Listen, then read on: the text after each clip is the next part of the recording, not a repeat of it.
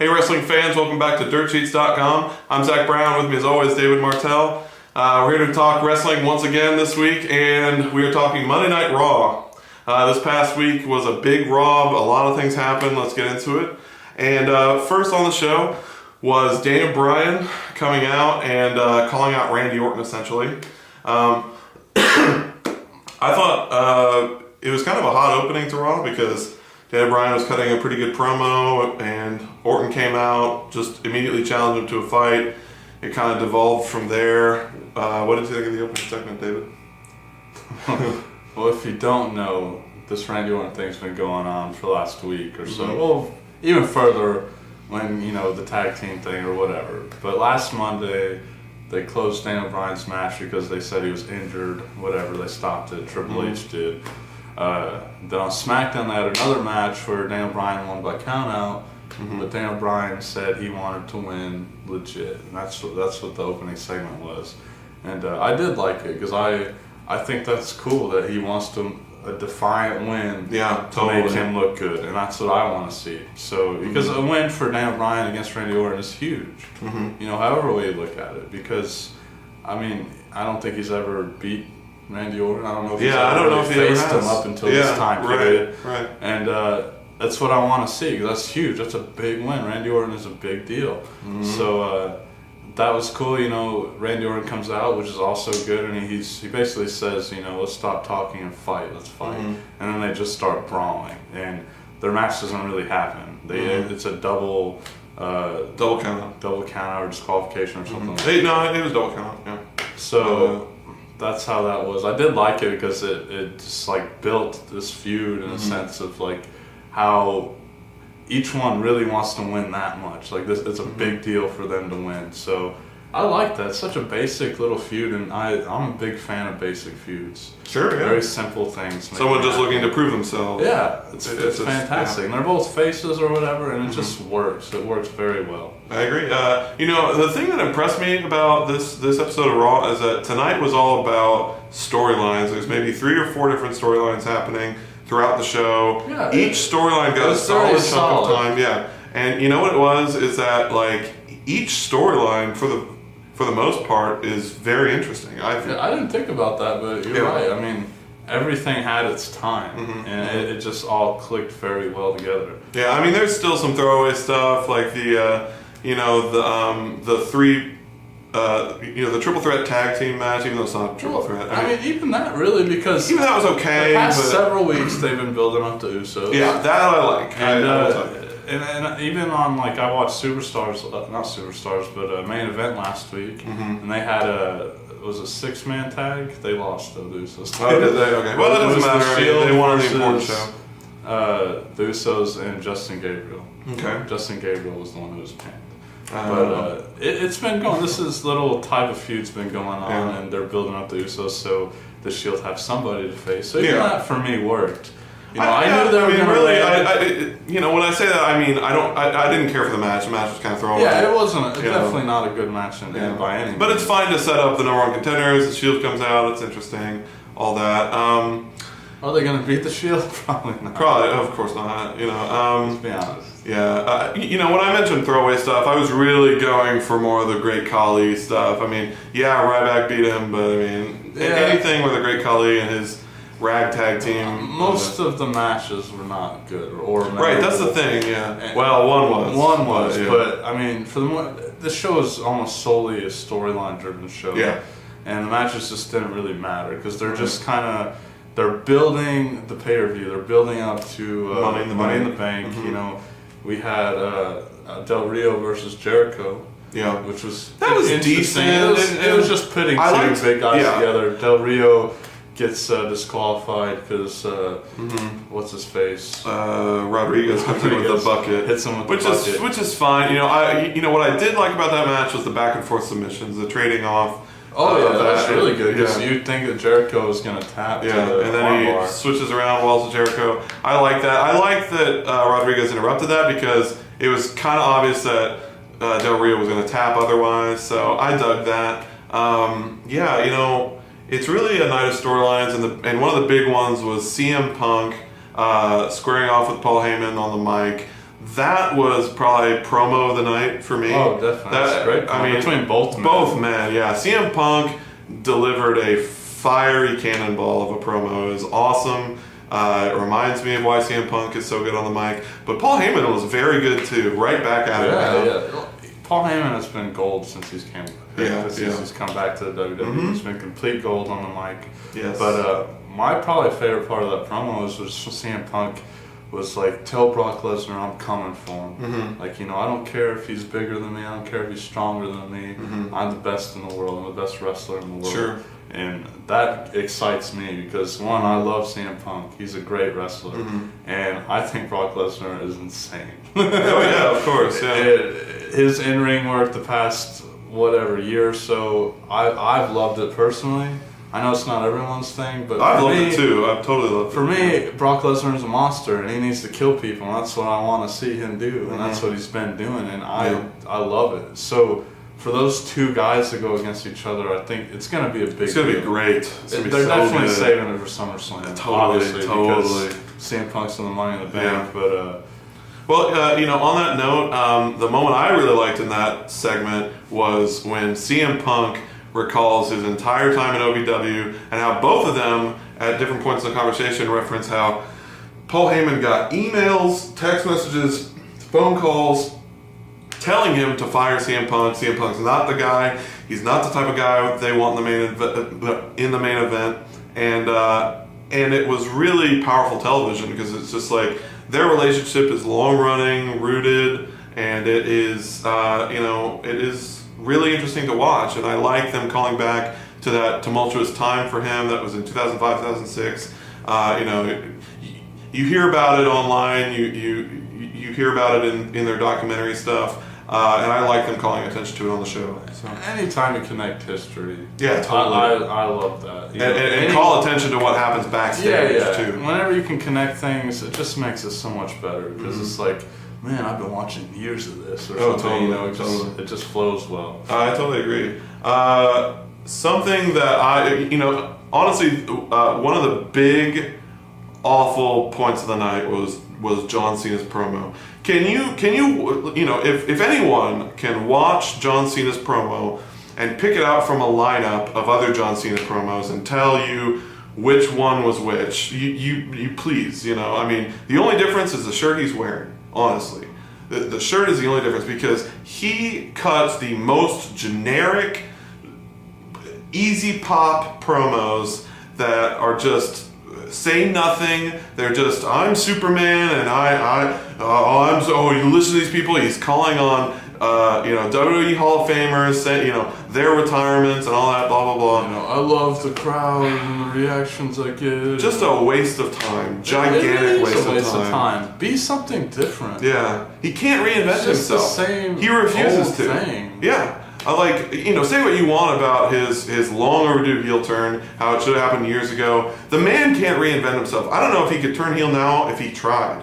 And it's just terrible television. Terrible. Cena is that every other character in the WWE will have different things. Oh, totally. They'll phases of their career. Characters, different phases. Cody Rhodes, for example, has had 3 or 4 by now. And you look at John Cena, he's still this Superman character. He's still saccharine. He's still on a box of Fruity Pebbles. It's terrible. Give us something different. Like, what is the problem? His promos are the worst. They are the worst. And they remind any of his naysayers why they are naysayers. Like, the problem is just always coming around. It's circular. He just is always repeating himself. Like, I can't stand to watch it anymore. Like, change him up or take him off television or take away the title because I can't stand watching this crap. Like, it's not gonna happen. I know it's not, but it's just like, is no one watching when Cena's out on the screen? Like, is no one backstage paying attention to what he's saying because it's the same rote, ridiculous crap we have heard week after week. Like, I'm so sick of it. I know I'm repeating myself a little bit because I'm just, I'm just fed up. Like, it's stupid. Anyway. Luckily, that was probably the worst part of the show. Easily. Easily. And even saying before nothing it new. came out, it's like, oh, we're gonna get typical John. We knew it was coming. Yeah. And But it's so defeating to know what's coming, and he does not disappoint in that regard. It's just like, why do I could totally turn it off and turn it back on in 5 minutes. I've missed nothing. He's made no changes in his message, in his overall character, in his anything. Yeah. The storyline's the same whether he picks up the mic or not. And it's just, I've had it. Like, I'm so oversaturated with his stupid promos. Am I the only one? Please tell me. Like, someone, are you watching this? Out of the 43 people who click on this video, please Seriously, tell us. I know. I mean, it's just a symptom of a larger problem. You know, the WWE give this man the belt too many times. They give him the ball too much, and they just. I think something he's big's the gonna fallback happen champion. this summer, though. Yeah. Okay. Do you think Mark Henry is going to walk around the title? No. This is what happens every year. Okay. The summer is always good, and we're finally at that point. The last two Raws, the one before this one and this one have been pretty solid. Mm-hmm. Definitely last one. Last one was very good too. Mm-hmm. And look, unfortunately, I didn't get to review it, but it was. If you haven't seen it, you should because it was good. Right. We're at that point in the timeline where we're gonna have a couple good months of wrestling. I believe it. We got Money in the Bank coming up, and then followed by SummerSlam. Almost every year, this is the exact time when wrestling is really good. So, as bad as John Cena is, I think at the end of it, there's something. He's gonna lose that title. I hope. Okay, so let's move off the Cena topic. Let's move on to, let's go back to Daniel Bryan and Randy Orton. They had a match at the end of the night. Was it a street fight? No. What was the stipulation? Well, it was a different kind of stipulation. Just no DQ. No pretty much. DQ. I thought it was a street fight. I don't know. I mean, it was something along those Yeah. lines, right? They could use weapons. yeah. No matter what kind of match it was, freaking awesome. Like, It's hands probably the down, TV incredible. match of the year, maybe. Yeah, I'd say so.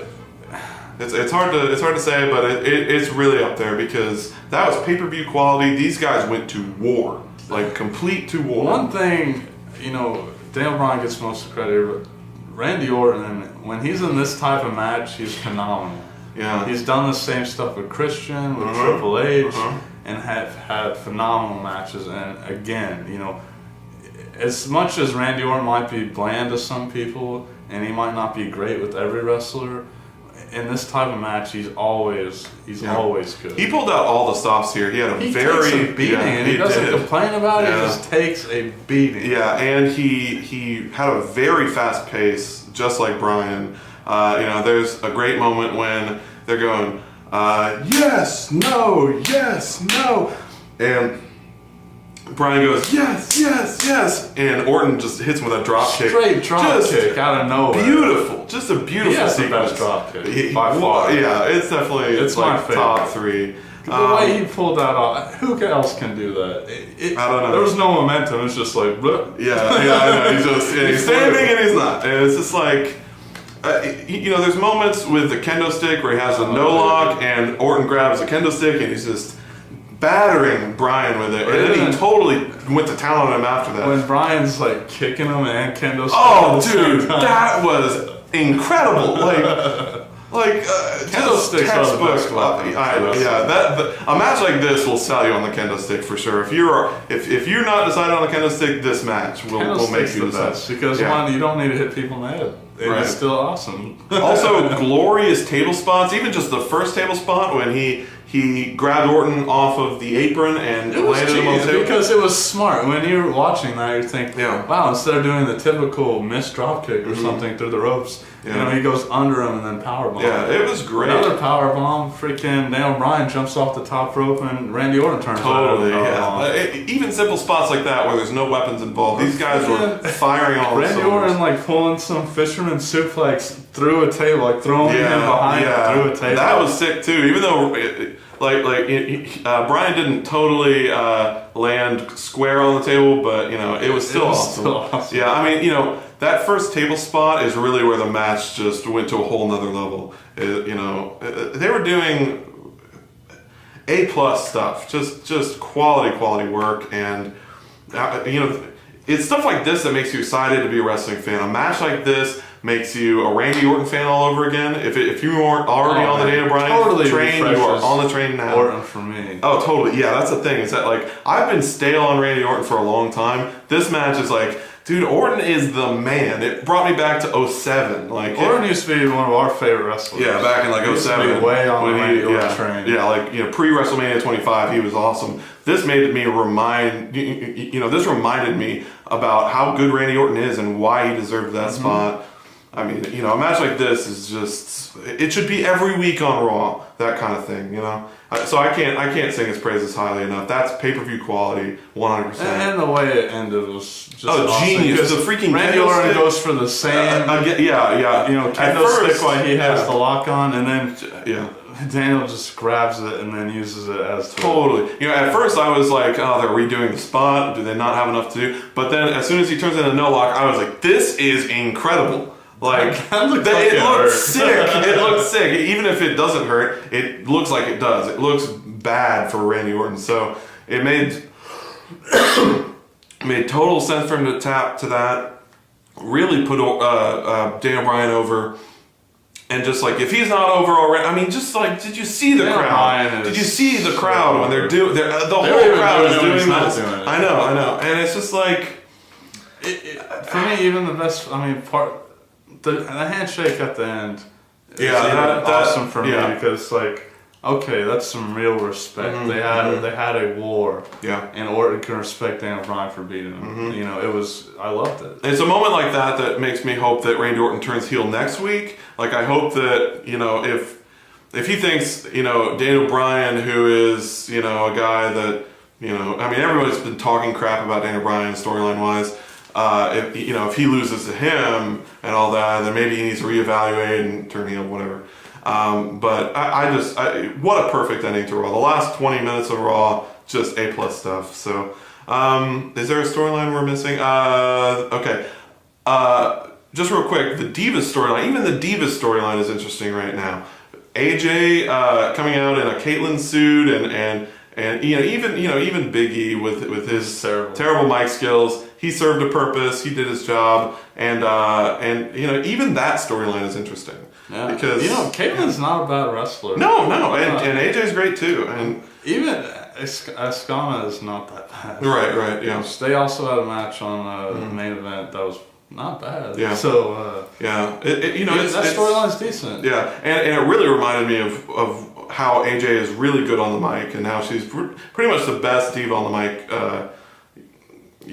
I even like the whole McMahon thing where they're all trying to get one up each other, and because it was minimal, but it worked. It wasn't a lot of it, but it all clicked together. And they're pairing up Jericho and Ryback right now. I'm fine with that. I mean, that's fine because it's just like there's two guys there. Yeah, they're on the verge of treading water right now, and I'm glad that they're pairing these guys up, keeping it interesting. Jericho has seemingly a different opponent every month or whatever. The Ziggler stuff I like.